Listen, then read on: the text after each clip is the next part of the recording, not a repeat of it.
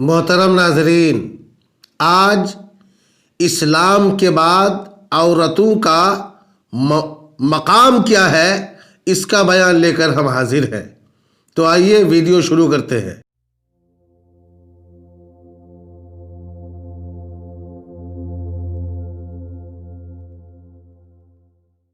میرے دینی بھائیوں، جب آفتاب رسالت رحمت للعالمین بن کر جلوگر ہوئے اور خداوند قدوس کی طرف سے مذہب مہذب یعنی دین اسلام لے کر تشریف لائے تو دنیا بھر کی ستائی ہوئی عورتوں کی قسمت کا ستارہ چمک اٹھا۔ ظالم مرد کے ظلم و ستم سے کچلی اور روندی ہوئی عورتوں کا درجہ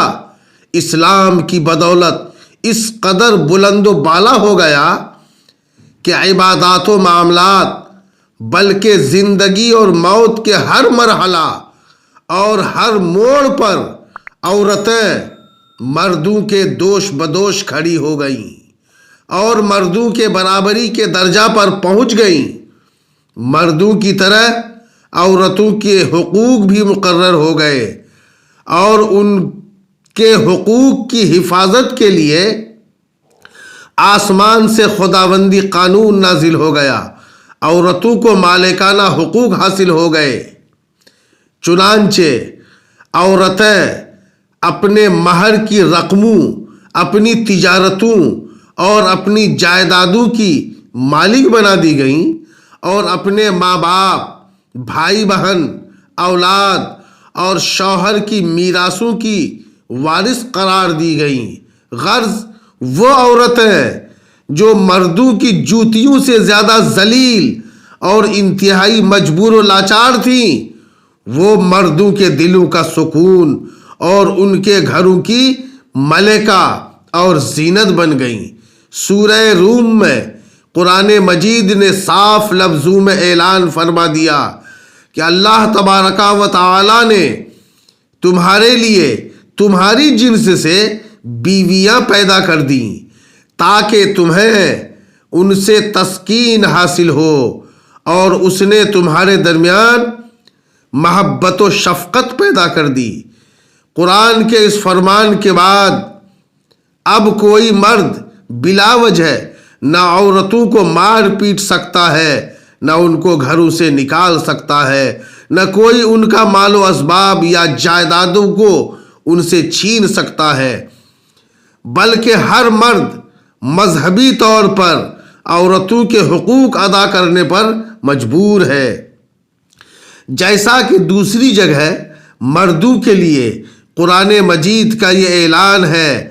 اور اچھے سلوک سے عورتوں کے ساتھ زندگی بسر کرو۔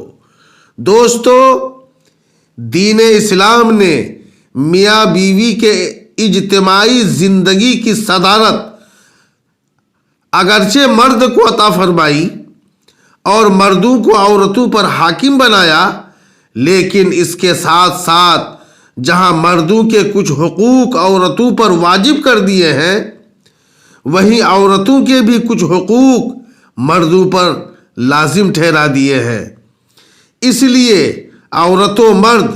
دونوں ایک دوسرے کے حقوق میں جکڑے ہوئے ہیں تاکہ دونوں ایک دوسرے کے حقوق کو ادا کر کے اپنی اجتماعی زندگی کو شادمانی و مسرت کی جنت بنا دیں۔ عورتوں کو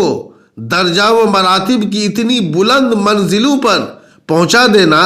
یہ حضور نبی رحمت صلی اللہ تعالی علیہ وسلم کا وہ احسان عظیم ہے کہ تمام دنیا کی عورتیں اپنی زندگی کی آخری سانس تک اس احسان عظیم کا شکریہ ادا کرتی رہیں، پھر بھی وہ اس احسان عظیم کے شکر گزاری کے فرض سے سبکدوش نہیں ہو سکتی۔ سبحان اللہ، تمام دنیا کے محسن اعظم حضور اکرم صلی اللہ تعالی علیہ وسلم کی شان رحمت کا کوئی جواب نہیں ہے۔